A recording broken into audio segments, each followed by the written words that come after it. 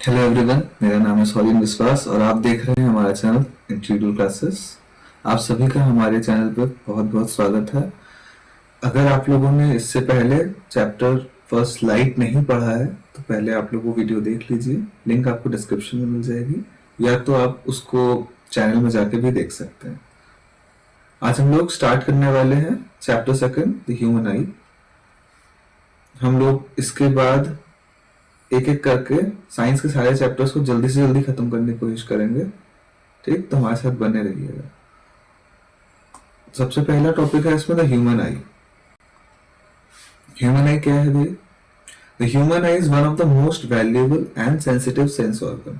Human आई जो होता है हमारा बहुत ज्यादा वैल्यूएबल मतलब कीमती, और सेंसिटिव मतलब नाजुक सेंस ऑर्गन है ना। आंखें नाजुक होती हैं और बहुत कीमती होती है, क्योंकि अगर ये नहीं होगी तो आप कुछ भी देख नहीं पाओगे। It enables us to see the wonderful world and the colors around us। इसकी मदद से हम अपने आसपास की दुनिया को देख सकते हैं, रंगों को देख सकते हैं। ठीक है, तो आंखों के बारे में आपको पता तो होगा ये सब बातें। तो जो बात हमारी मेन शुरू होती है वो होती है यहाँ से, structure of eye. Structure of eye. मैंने इन सब टॉपिक्स को लिखा नहीं है क्योंकि लिखते तो चैप्टर बड़ा हो जाता। अभी हम लोग सिर्फ डायग्राम को देख के समझते चलेंगे ताकि आप उसको याद कर पाओ जल्दी से जल्दी। तो मेरी बातों को ध्यान से सुनिएगा। तो सबसे पहली चीज, आंखों में जो ये जो बल्ज है, मतलब ये जो उभार आपको दिख रहा है ना, ये उभार दिख रहा है आपको। ये जो उभार है ये कॉर्निया होता है। ये क्या होता है? कॉर्निया। सर इसका काम क्या होता है? पहली चीज तो ये ट्रांसपेरेंट होता है। कैसा होता है? ये ट्रांसपेरेंट होता है और लाइट यहां से एंटर करती है। ये हमारी आंखों को बाहर के जो जितनी भी गंदगी है, डस्ट हो गया, जर्म्स हो गया, उन सबसे प्रोटेक्ट करके रखता है। मतलब आपकी जो सेंसिटिव आई है ये उसका एक प्रोटेक्टिव लेयर होता है। ठीक है, ये होता है कॉर्निया। इसके बाद आता है आइरिस। अगर आपको ये चीज दिखाई दे रहा है जहां मैं मार्क किया, ये देखिए, ये प्यूपिल के चारों तरफ एक मस्कुलर रिंग लाइक स्ट्रक्चर है। इसकी वजह से हमारी आंखों में कलर होता है। आंखों का कलर होता है ना भाई, देखा होगा, ये देखिए कलर दिख रहा है। एक रिंग जैसा स्ट्रक्चर, मस्कुलर रिंग होता है ये, जो हमारे प्यूपिल के चारों तरफ होता है। ठीक, और हमारे आईज में ये कलरफुल पार्ट होता है। ऐसा पार्ट है ये कलरफुल पार्ट। किसी की ब्राउन आईज होती है, किसी की हल्की ब्लैक टाइप की होती है, किसी की ब्लू होती है, बहुत टाइप के कलर्स होते हैं इसमें। इसके अलावा इसके बीच में जो जगह थी, इसके जो बीच में जो आपको ये ब्लैक जगह दिख रही है ना, एक छोटा सा होल सा होता है, इसे हम कहते हैं प्यूपिल। क्या कहते हैं उसे हम? प्यूपिल। ये देखिए बीच में ये जगह दिख रही है आपको, इस जगह को यहां से लाइट जो है मेन एंटर करती है। ठीक, हटा दे। तो ये प्यूपिल होता है। प्यूपिल जो है वो अपना साइज कॉन्ट्रैक्ट कर सकता है और साथ ही साथ वाइड भी हो सकता है। कॉन्ट्रैक्ट कब होता है भाई? जब मान लो अचानक से धूप में चले जाओ। ठीक, जब आप धूप में जाते हो तो बहुत सारी लाइट ऑलरेडी आपके आंखों में पड़ रही होती है, और किसी चीज को देखने के लिए इतनी ज्यादा अमाउंट ऑफ लाइट नीड नहीं होती है। इसीलिए वो क्या हो जाता है, आइरिस तब उस टाइम पे नीचे आ जाता है थोड़ा सा, और मतलब वो सिकुड़ जाता है, आइरिस कॉन्ट्रैक्ट हो जाता है, जिसकी मदद से ये प्यूपिल भी कॉन्ट्रैक्ट हो जाता है, जिससे कम लाइट आंखों में जाती है और आपको चीज क्लियर दिखाई देती है। कभी ऐसा हुआ है कि अंधेरे से आप एकदम धूप में गए और आपकी आंखें एकदम चौंधियाने लगी, मतलब आंखों के सामने से वाइट वाइट हो गया पूरा। ठीक, तो थोड़ी देर बाद वो नॉर्मल हो जाता है क्योंकि प्यूपिल जो है वो कॉन्ट्रैक्ट कर जाती है। ठीक, उसी तरह से वो वापस ओपन भी हो सकती है, वाइडन भी हो सकती है जब आप किसी अंधेरे कमरे में या किसी डार्कर रूम में एंटर करते हो। तो क्योंकि वहां लाइट सोर्स नहीं है, जब लाइट सोर्स नहीं है तो कोई चीज क्लियर दिखने के लिए जितना भी लाइट हो सके आई में एंटर करना चाहिए। जब ज्यादा से ज्यादा लाइट एंटर करेगी तब आपको कोई चीज क्लियरली दिख रही होगी, तो उसके लिए ये वाइडन हो जाता है ना। जब आप धूप से अचानक से अंधेरे कमरे में आते हो तो आपको एकदम अंधेरा दिखता है, कुछ भी दिखाई नहीं देता है वहां पर। फिर धीरे धीरे आप वहां पर भी नॉर्मलाइज हो जाते हो और आपको चीजें क्लियर होने लगती है। वैसे ही वही कॉर्निया और आइरिस, ये सब लेंस वेंस के बीच में जो पार्ट है उसको कहते हैं एक्वस ह्यूमर। इसमें एक फ्लूइड भरा होता है, इसका एक्वस ह्यूमर नाम होता है बेसिकली। ठीक, उसको हम क्या कहते हैं, एक्वस ह्यूमर। इसके पीछे भाई यहाँ पर है लेंस। ये लेंस कौन सा है भाई, कॉन्वेक्स लेंस है। एक क्रिस्टलाइन लेंस होता है मस्कुलर सा। ठीक, इस लेंस को दो मसल्स पकड़ के रखती हैं। ये देखिए, ये मसल्स आपको दिख रही हैं, इसे कहते हैं सिलरी मसल्स। जब आपको कोई पास की चीज पढ़नी होती है तो आप आंखें छोटी करके ऐसे देख रहे होते हैं, है ना। जब कोई दूर की चीज देखनी होती है आप आंखों एकदम ओपन कर देते हो। ठीक, तो उस टाइप पे सिलरी मसल्स या तो स्ट्रेच होती रहती है, या तो वो खुद को नीचे की तरफ स्ट्रेच करेंगे ताकि लेंस थिक हो जाए, है ना, या फिर ऊपर की तरफ खींचेंगे जिससे लेंस थिन हो जाए। इससे आप उसका फोकल लेंथ बदल सकते हो और आपको इमेज क्लियर मिलती है। ठीक है, अब इमेज बनती कहां पर है, इमेज बनती है रेटिना में। रेटिना यहां होता है। सर यहां पर क्यों, क्योंकि इस जगह पे कुछ खास तरह के सेल्स पाए जाते हैं जिन्हें वो रॉड सेल्स या कोन सेल्स बोलते हैं। ठीक, रॉड सेल्स और कोन सेल्स। अब इस जगह पर जब इमेज बनती है तो फिर आपको चीजें क्लियरली दिखाई देती है। अगर इसके आगे इमेज बन जाए या इसके पीछे इमेज बन जाए तो आपको इमेज क्लियर नहीं दिखाई देगी, है ना। उसके लिए आप चश्मे पहनोगे फिर। वैसे ही लेंस के और रेटिना में, मतलब आंख के अंदर की तरफ जो फ्लूइड भरा होता है उसे कहा जाता है विट्रस ह्यूमर। जैसे बाहर एक्वस ह्यूमर था, अंदर विट्रस ह्यूमर है। ठीक, और यहाँ पर कुछ तार जैसे कनेक्शंस होते हैं भैया आपके लिए। जो इमेज बनी है वो आपके ब्रेन तक जाती है जिससे आपको वो चीज समझ में आ पाए, है ना, कि आपने क्या देखा। ऐसे तो आप कुछ भी देखते रहो, ठीक है, आपका ब्रेन आपको बताता है कि आप क्या देख रहे हो। तो ब्रेन को सिग्नल्स कहां से मिलते हैं, ऑप्टिक नर्व के थ्रू।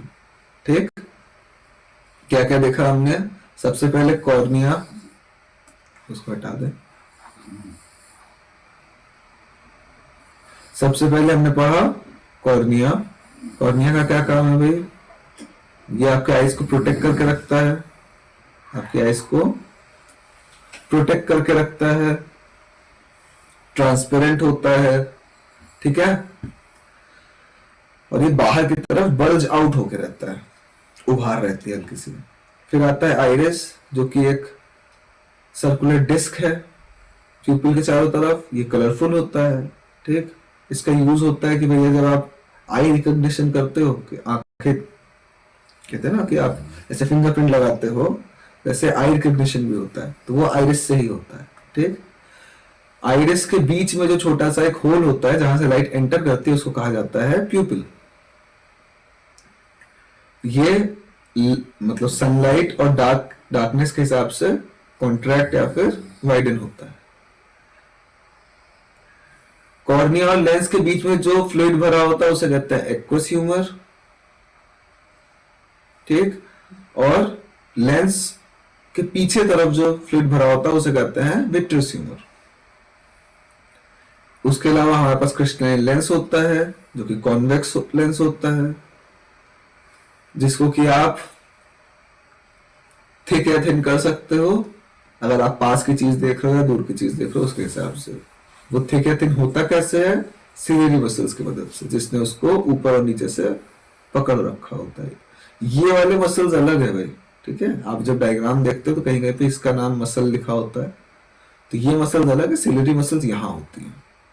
ठीक है, रेटिना वो पोर्शन है जहां इमेज बनती है, क्योंकि यहाँ पर रॉड और कोन सेल्स प्रेजेंट होते हैं। ऑप्टिक नर्व आपकी इमेज को ब्रेन तक सिग्नल्स के फॉर्म में पहुंचाता है, इलेक्ट्रिक सिग्नल के फॉर्म में, ताकि आप कब रेडियो से प्रोसेस करके आपको समझा पाए। क्लियर? नेक्स्ट चीज, power of accommodation. Power of accommodation क्या है? When the muscles are relaxed, the lens become thin. जब मसल्स रिलैक्स होती हैं तो लेंस थिन हो जाती हैं। कि भाई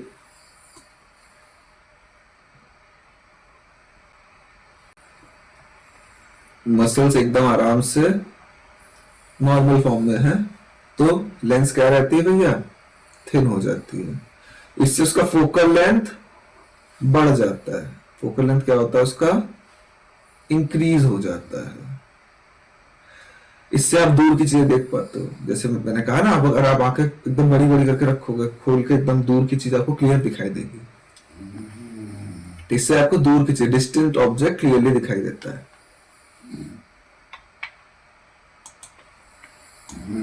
उसी जगह अगर आप पास की चीजों को देख रहे हो तो आप क्या करोगे?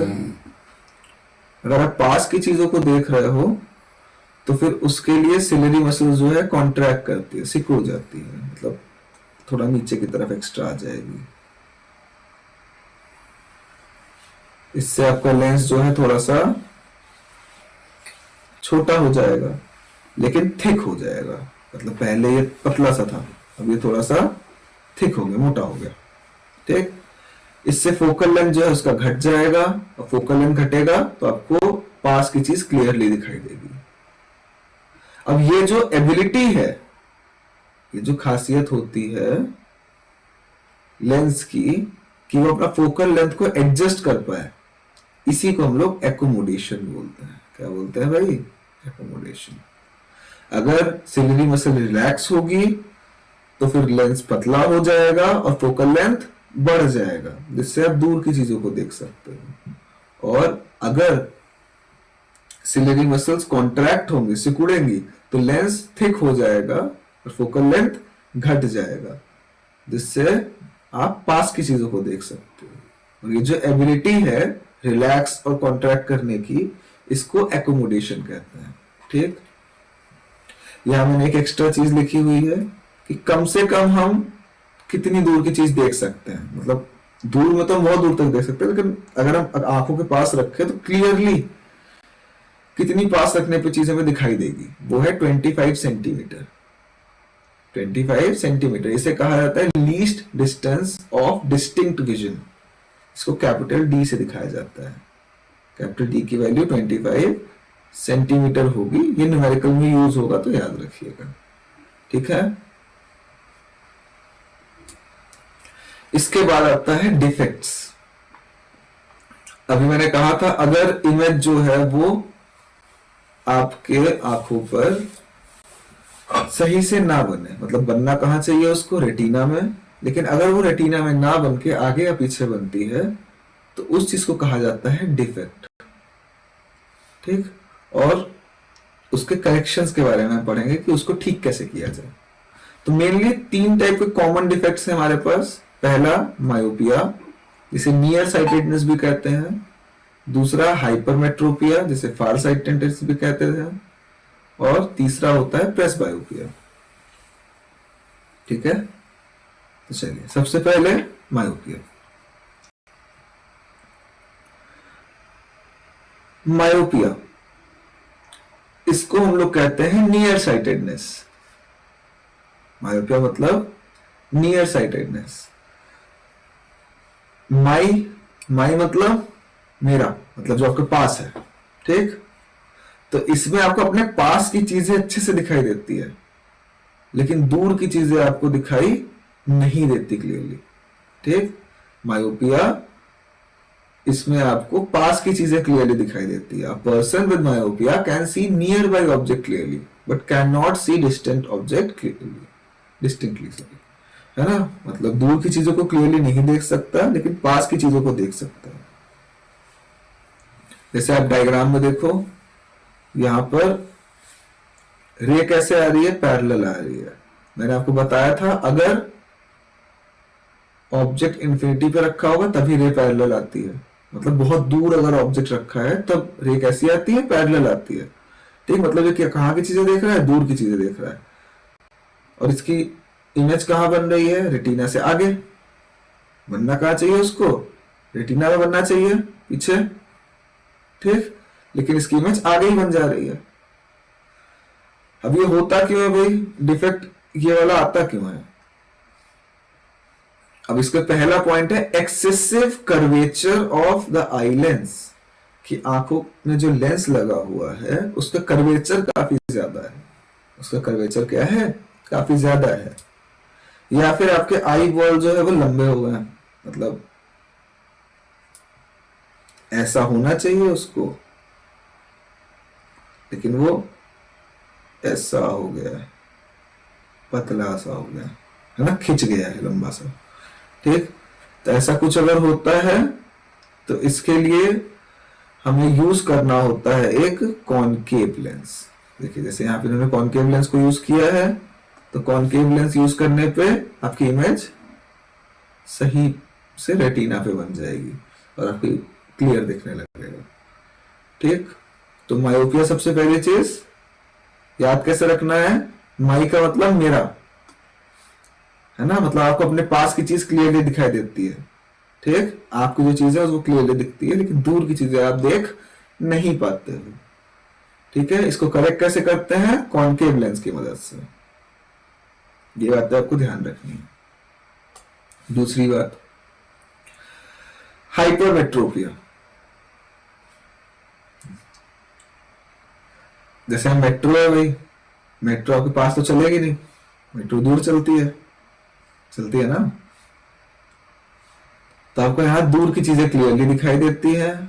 क्या है, यहाँ आपको दूर की चीजें क्लियरली दिखती हैं, इसको कहते हैं फार साइटेडनेस। लेकिन आपको यहाँ पर पास की चीजें सही से नहीं दिखाई देती। A person with hypermetropia can see distant clearly but can not see nearby object distinctly, ठीक है। दूर की चीजें अच्छे देख सकते हैं, पास की अच्छे से नहीं देख पाता। ये क्यों होगा, क्योंकि आई लेंस जो है काफी लंबा है, आई लेंस काफी लंबा है, ठीक। और आई बॉल काफी छोटा हो गया है, आई बॉल काफी या तो छोटा हो गया, इन दोनों वजह से ये हो सकता है, ठीक। जैसे आप यहां देखिए, यहां रेज आ रही हैं, लेकिन इमेज कहां बन रही है इसकी, रेटिना के पीछे, रेटिना के पीछे इमेज बन रही है यहां पर, ठीक। ऐसे तो नहीं आएगी, लेकिन इमेज रेटिना के पीछे बनेगी। रेटिना के पीछे बन रही है तो आपको क्लियरली दिखाई नहीं देगा। तो इसमें हम लोग कॉन्वेक्स लेंस यूज करते हैं। उसमें कॉनकेव यूज किया था, इसमें हमने क्या यूज किया, कॉन्वेक्स लेंस, ठीक। तो कॉन्वेक्स लेंस यूज करने पर आपको सही से ये रेटिना पे इमेज मिल जाएगी।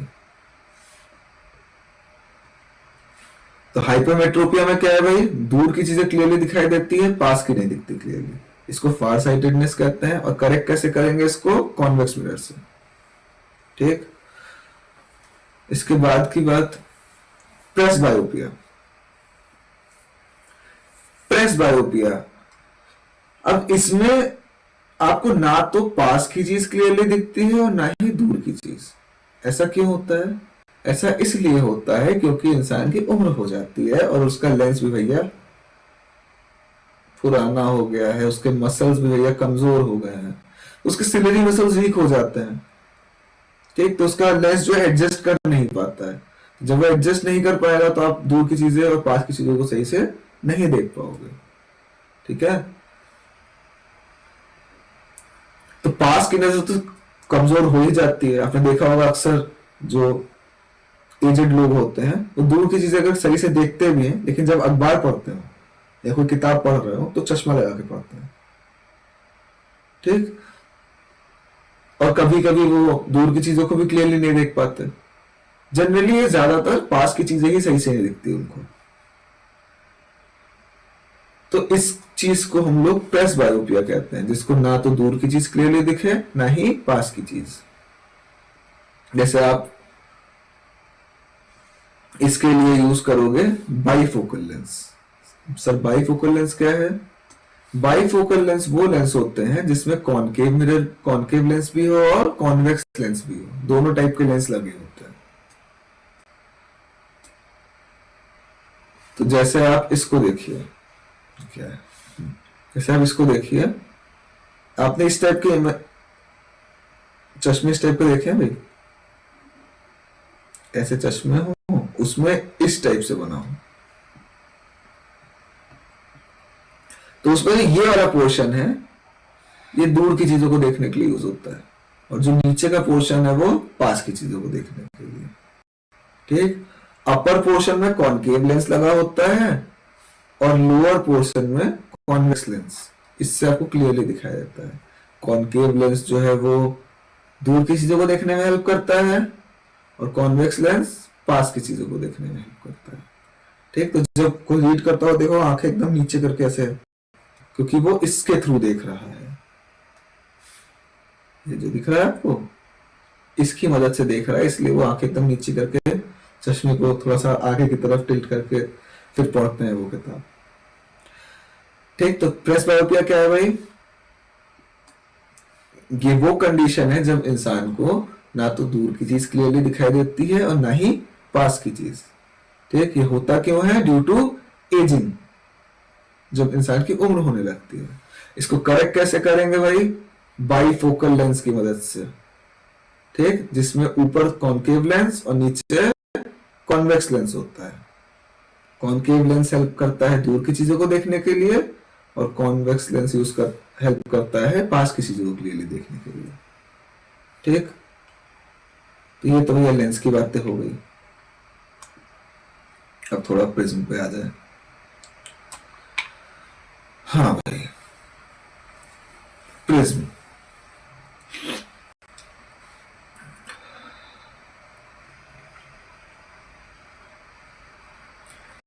सबसे पहली चीज भाई, प्रिज्म क्या है?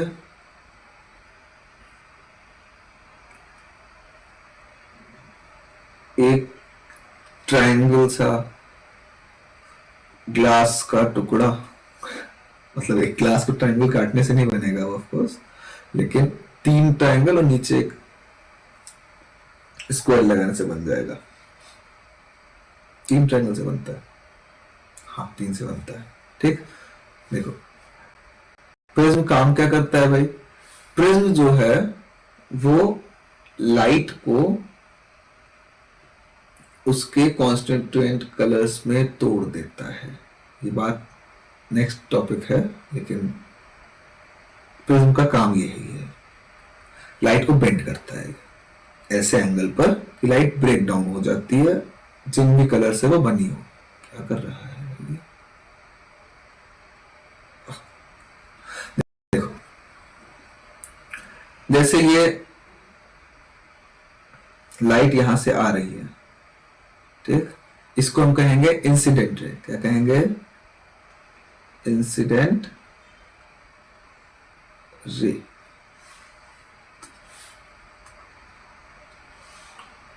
लाइट यहां से आ रही, इसको इंसिडेंट रे कहा जाएगा। अब ये एन डैश क्या बना हुआ है भाई? नॉर्मल। अब अगर लाइट सीधी निकल सकती तो वो इस पाथ पे मूव करती आगे, लेकिन क्योंकि यहां पर ये एयर पे है, अंदर ये ग्लास है, तो ये रेयर से डेंसर मीडियम पे जा रहा है, तो ये नॉर्मल की तरफ बेंड हो जाएगा, नॉर्मल के टुवर्ड बेंड हो जाएगा। ये हम लोगों ने पीछे रिफ्रैक्शन ऑफ लाइट में पढ़ा है। तो नॉर्मल के टुवर्ड जब ये बेंड हुआ, कुछ इस तरह से बन गया। इस एंगल को एंगल ऑफ इंसिडेंस कहा गया, इस एंगल ऑफ रिफ्रैक्शन कहा गया। ठीक है, समझ गए बात इतनी? अब ये वापस एक पॉइंट पर है जहां से वो आगे निकलेगा, फिर से उसका मीडियम चेंज होगा। अब ये डेंसर टू रेयर मीडियम जा रहा है, तो ये नॉर्मल एम डैश, अब ये ऐसे जाता तो इस तरफ जाता ऐसे, लेकिन अब ये ऐसे नहीं जाएगा, अब ये नॉर्मल से अवे बेंड होगा क्योंकि डेंसर से रेयर जा रहा है, तो ये ऐसे मूव करेगा। ठीक है, ये जो अंदर ये जो रे आई, इसको कहा गया रिफ्रैक्टेड रे। रिफ्रैक्टेड रे, और बाहर जो रे आई इसे कहेंगे हम लोग एमरजेंट रे। ये हम लोगों ने ग्लास स्लैब वाले में भी देखा था कि पहले इंसिडेंट रे आती है, फिर स्लैब के अंदर रिफ्रैक्टेड रे होता है, फिर बाहर निकलती है तो एमरजेंट रे बोलते हैं उसको। तो वैसे ही ये भी है। थोड़ा इसको खाली किया जाए।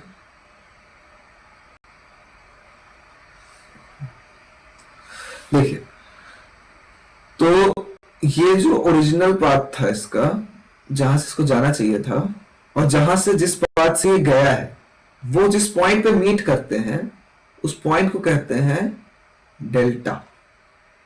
डेल्टा होता है, ऐसे बनता है डेल्टा। ठीक, इसे कहते हैं डेविएशन, एंगल ऑफ डेविएशन।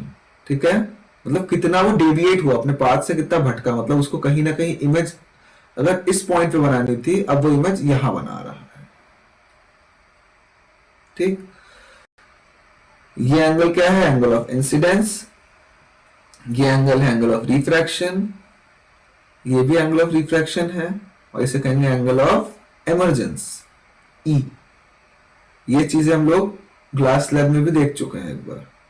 ठीक, इसके अलावा प्रिज्म में एक और एंगल होता है, ये वाला, इसे कहते हैं एंगल ऑफ प्रिज्म। इसे क्या कहते हैं?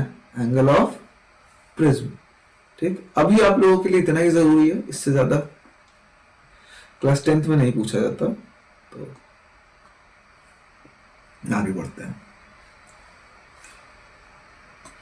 Dispersion of white light by glass prism. Glass prism की खासियत क्या है भाई? कि वो व्हाइट लाइट को उसके कॉन्स्टिट्यूएंट कलर्स में तोड़ देता है। जैसे आप देख सकते हो, चाहे आप इस डायग्राम को देखो, चाहे आप इधर वाले डायग्राम को देखो, देखिए व्हाइट लाइट आ रही है और 7 रंगों में टूट गया। अब इसमें क्लियरली नहीं था इसलिए एक्स्ट्रा लिखा है, ताकि आप यहाँ पर क्लियरली देख पाओ कौन कौन से कलर्स हैं। अब सर ये तोड़ता क्यों है?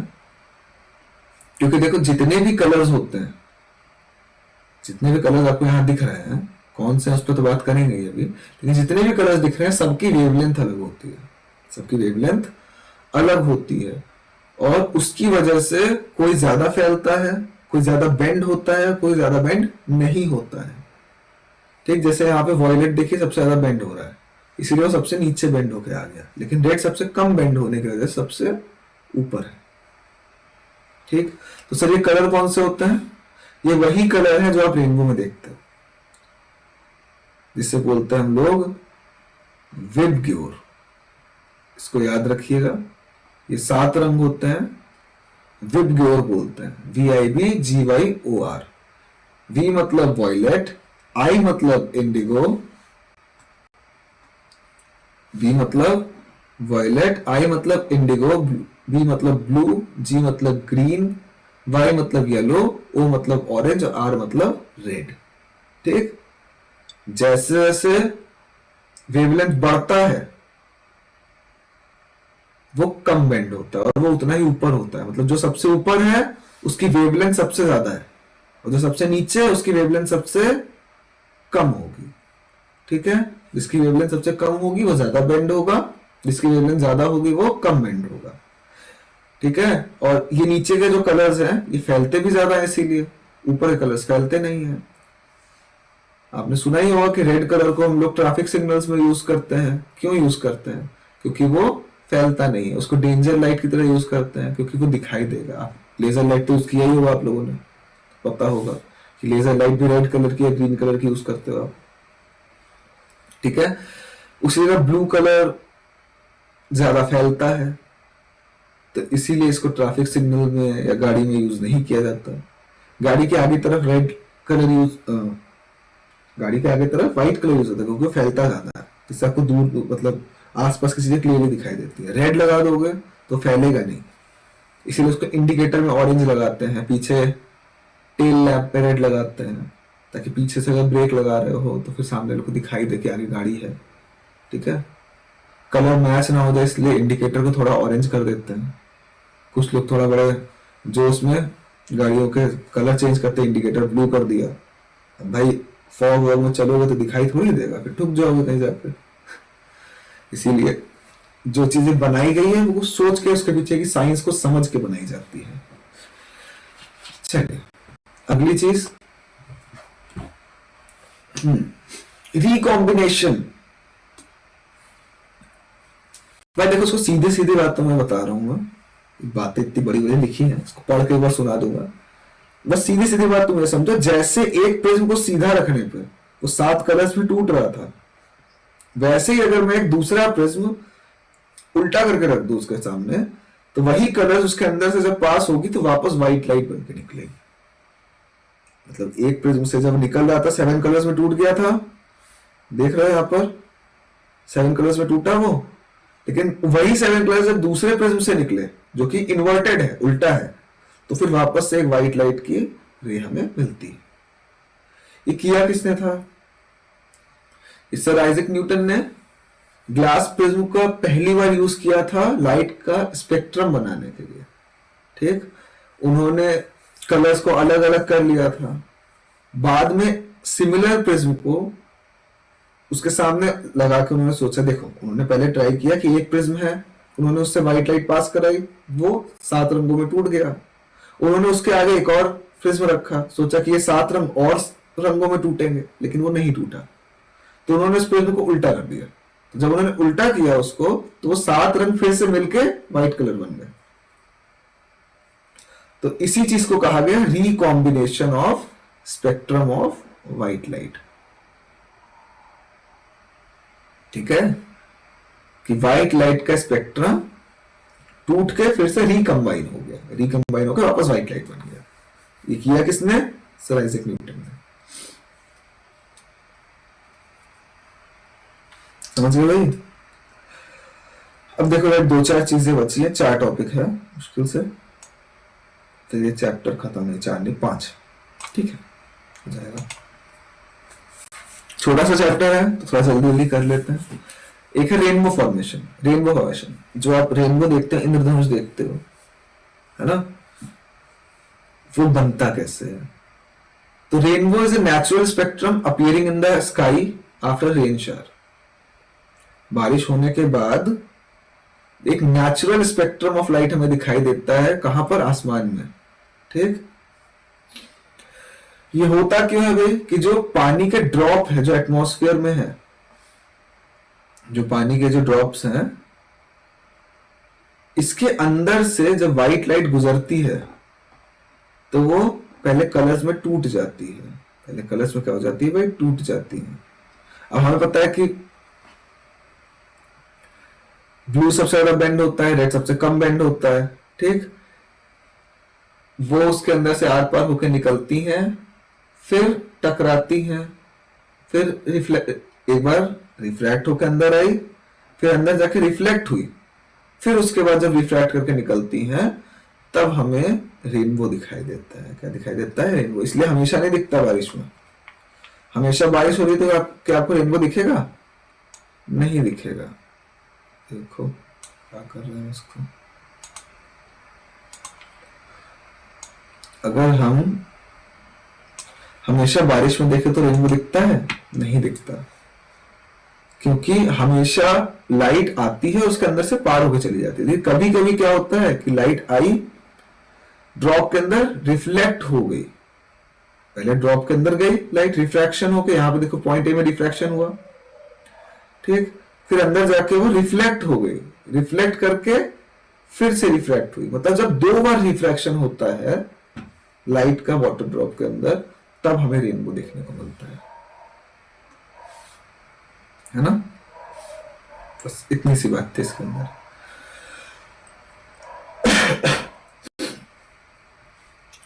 एटमॉस्फेरिक रिफ्रैक्शन, एटमॉस्फेयर में भी बहुत तरह से रिफ्रैक्शन होती है। एटमॉस्फेयर में जो हमारा वातावरण है उसमें बहुत तरह से रिफ्रैक्शन होता है लाइट का, उसे आप देख सकते हो अपने आसपास। कब और कहां, वो अभी देखते हैं हम लोग। सबसे पहली चीज है ट्विंकलिंग ऑफ स्टार, ये सबसे पहला पॉइंट है आपका। आपने आसमान में तारे देखे हैं, वो टिमटिमाते हैं, है ना, वो टिमटिमाते हैं, लेकिन क्या एक्चुअल में तारे टिमटिमा रहे होते हैं? नहीं, वो ट्विंकल नहीं करते। बचपन में पढ़ा था आपने, ट्विंकल ट्विंकल लिटिल स्टार, है ना, पर एक्चुअल में कोई लाइट, कोई भी स्टार ट्विंकल नहीं करता। स्टार से, ये स्टार है भाई, ये स्टार है, ठीक है।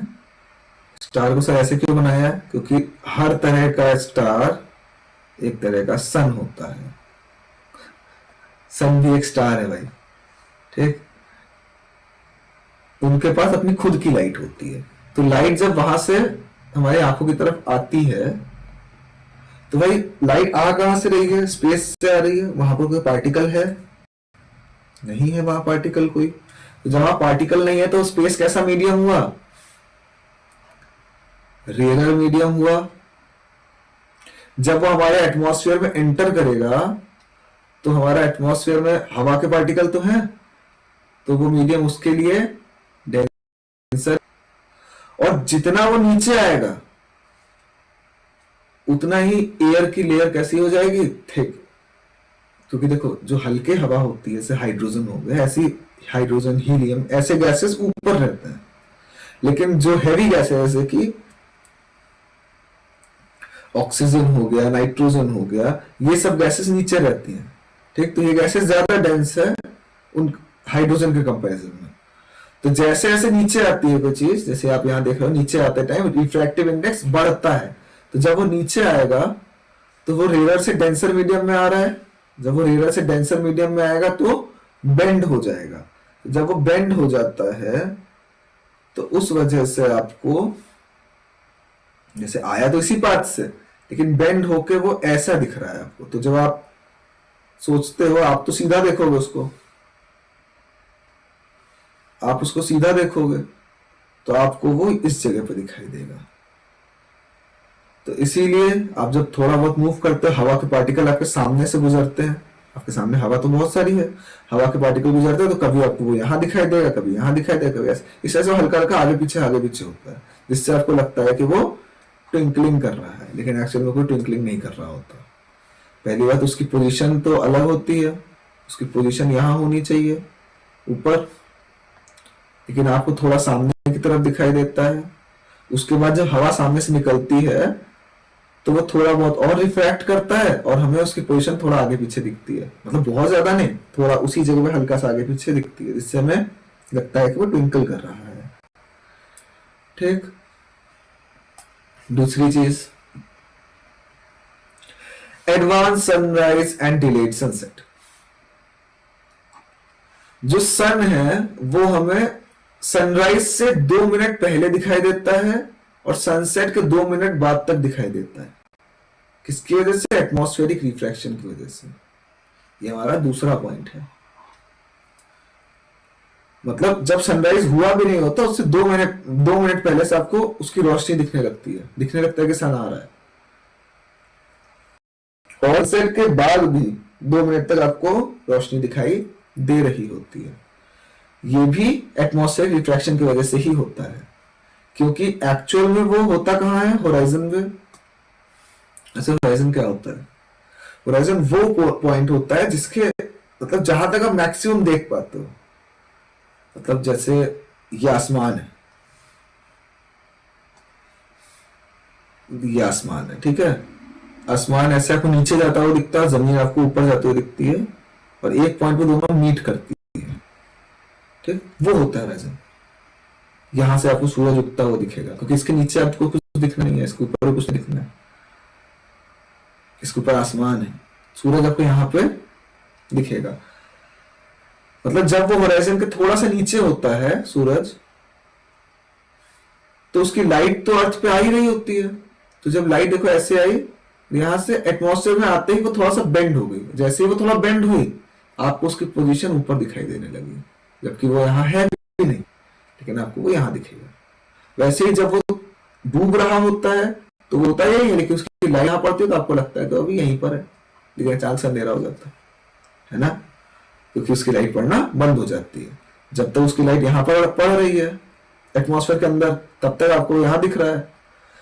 जैसे उसकी लाइट यहाँ से यहाँ आ गई, एटमॉस्फेयर से बाहर आ गई, वो एकदम से गायब हो जाता है ना। शाम को हल्का हल्का रोशनी रहती रहते रहते एकदम अंधेरा, तो इसी वजह से होता है। ये बात समझ में आई? चलो आखिरी 2 टॉपिक हैं।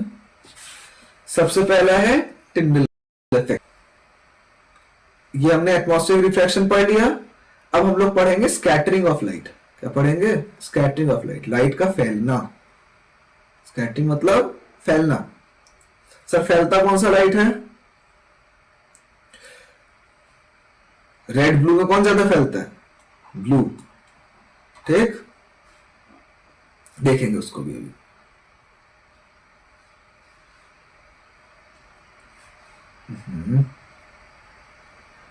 देखिए, सबसे पहले हम इसमें पढ़ते हैं टिंडल इफेक्ट। पहला पॉइंट है हमारा टिंडल इफेक्ट।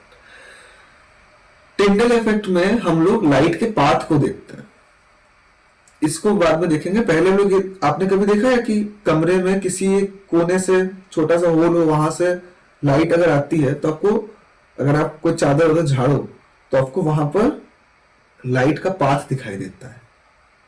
ऐसा क्यों होता है? क्योंकि वहां पर एयर में डस्ट के पार्टिकल्स आ जाते हैं। डस्ट के पार्टिकल की वजह से लाइट उनसे टकरा के मुड़ती है और आपको दिखाई देने लगती है। वैसे ही भाई यहां पर इन्होंने क्या लिया है, एक क्लियर सा सॉल्यूशन लिया है या वाटर लिया है। यहां पर उन्होंने वाटर में थोड़ा सा मिल्क ऐड कर दिया, थोड़ा सा 2-4 बूंद मिल्क ऐड कर दिया। ठीक, मिल्क ऐड करने पर ये एक कोलाइडल सॉल्यूशन बन गया। कैसा सॉल्यूशन बन गया? Colloidal solution. कोलाइडल सॉल्यूशन पता है भाई? सॉल्यूशन वो होता है इसमें सॉल्यूट के पार्टिकल दिखाई नहीं देते। कोलाइडल सॉल्यूशन में दिखाई दे रहे होते हैं। ठीक, लेकिन वो इतने हैवी नहीं होते कि वो नीचे बैठ जाए। जैसे अगर मैं मिट्टी डाल दूंगा तो वो कोलाइडल सॉल्यूशन नहीं है, उसे हम कहेंगे सस्पेंशन। ठीक, तो कोलाइडल सॉल्यूशन वो होता है जो हमें दिखता है, मतलब धुंधला धुंधला सा दिखता है, मतलब उससे सॉल्यूशन ट्रांसल्यूसेंट हो जाता है ना, जिसके आपको आर पार क्लियरली नहीं दिखाई देता। तो ऐसा एक सॉल्यूशन ले लो और आप किसी टॉर्च से लाइट को उसमें पास करवाओ, तो आपको जो कोलाइडल सॉल्यूशन है उसके अंदर लाइट का पाथ दिखाई देगा, जैसे इसमें दिख रहा है। लेकिन ट्रू सॉल्यूशन से या फिर वाटर के अंदर आपको वो पाथ दिखाई नहीं देगा। ठीक है, तो इस इफेक्ट को टिंडल इफेक्ट कहते हैं। और ये होता क्या है भाई? क्योंकि जो इसके अंदर पार्टिकल्स हैं, इसके अंदर छोटे छोटे छोटे मिल्क के पार्टिकल होंगे, जिससे लाइट टकरा के आपको दिखाई दे रही है, फैल रही है ना। यहां पे जो मिल्क के पार्टिकल्स हैं उनसे टकरा के लाइट फैल रही है, स्कैटर हो रही है, जिसकी वजह से आपको दिखाई दे रही है। ठीक, इसे कहते हैं टिंडल इफेक्ट। लास्ट, इसका second point, why is the colour of the clear sky blue? आसमान नीला क्यों होता है? आसमान नीला इसलिए होता है क्योंकि जो सन है, इससे पहले हाँ ये बात हो जाती है कि सन का कलर क्या है। सन कौन से कलर का है? ऑरेंज कलर का होता है सन, येलो कलर का होता है, रेड कलर का, कौन से कलर का होता है सन? सन होता है व्हाइट कलर का। सन से जो लाइट आती है वो व्हाइट कलर की लाइट होती है। अभी हमने कहा कि जब व्हाइट कलर की लाइट आती है एटमॉस्फेयर में, तो फिर वो अपने कॉन्स्टिट्यूएंट कलर्स में टूट जाती है, 7 रंगों में टूट जाती है। उसमें सबसे ज्यादा फैलता कौन सा कलर है भाई? ब्लू। तो ब्लू कलर फैल जाता है। ब्लू मतलब क्या? वॉयलेट, इंडिगो ब्लू, तीनों मिला के ओवरऑल ब्लू ही होता है वो। तो ब्लू पूरे आसमान में फैल जाता है, जिससे हमें आसमान कैसा दिखाई देता है? नीला दिखता है। लेकिन उसी जगह रेड, येलो, ऑरेंज ये कलर फैलते नहीं है, इसलिए सन हमें रेड, ऑरेंज या फिर येलो दिखाई देता है। अलग अलग कंडीशन में दिखाई देता है वो चीजें। अभी जाननी इतनी जरूरी नहीं है आपको, है ना। चैप्टर अगर स्टार्टिंग से पूरा अलग अलग पार्ट में पढ़ते तो फिर समझते इसको। चलिए, तो आसमान नीला क्यों होता है? क्योंकि ब्लू कलर ज्यादा स्कैटर करता है। ठीक, सन से जो व्हाइट लाइट आती है उसमें से ब्लू कलर बहुत ज्यादा स्कैटर करता है, जिसकी वजह से पूरे आसमान में फैल जाता है और आसमान नीला दिखता है। सर क्लाउड सफेद क्यों है? क्योंकि क्लाउड जो है वो जो लाइट की रेस थी जो कलर्स में टूट गई थी, है ना, उसको वापस कंबाइन करके, जो भी न्यूटन के एक्सपेरिमेंट में देखा, रिकॉम्बिनेशन करके वापस भेजती है, जिसकी वजह से हमें वो व्हाइट दिखाई देता है। यहाँ पे रिकॉम्बिनेशन होता है, इसलिए क्लाउड व्हाइट दिखता है। इसके अंदर बहुत सारे क्वेश्चन बन सकते हैं। आसमान नीला क्यों है, सूरज लाल क्यों है, बादल सफेद क्यों है, ठीक। और इसी से आप ये समझ सकते हो कि रात के समय आसमान में कोई सनलाइट नहीं आ रही होती, तो इसीलिए उस टाइम पे हमें आसमान का असली कलर, जो कि क्या है, ब्लैक, वो दिखाई देता है। तो इसलिए अगर आप मून से सरफेस, मतलब मून से अगर आप आसमान को देखोगे तो वहां ब्लैक होगा, क्योंकि वहां पर एटमॉस्फेयर ही नहीं है। जब एटमॉस्फेयर नहीं है तो लाइट स्कैटर नहीं होगी, लाइट स्कैटर नहीं होगी तो ब्लू कलर का स्काई नहीं होगा, ठीक है। तो स्काई का एक्चुअल कलर क्या है, ब्लैक, क्योंकि आप ऊपर जब देखते हो तो आप स्पेस को देखते हो, अंतरिक्ष को देखते हो, अंतरिक्ष का कलर ब्लैक होता है। समझ में आई भाई बात? तो ये था हमारा chapter light. Thank you for watching. अगर अच्छी लगी वीडियो तो भैया इसको लाइक करो, अपने दोस्तों के साथ शेयर करो जो बोर्ड्स दे रहे हैं, और जो भी स्कूल में है ना, 9 to 12 किसी भी क्लास में हो, उसको आप शेयर करो, क्योंकि हम लोग अभी तो नहीं, लेकिन नेक्स्ट सेशन से सारे क्लासेस के बच्चों को 9 to 12 पढ़ा रहे होंगे, ठीक है। तो भैया सब्सक्राइब करके रखिए, आपको आगे भी काम आएगा, क्लास 11th भी आप यहाँ पढ़ सकते हो। चलिए, थैंक यू।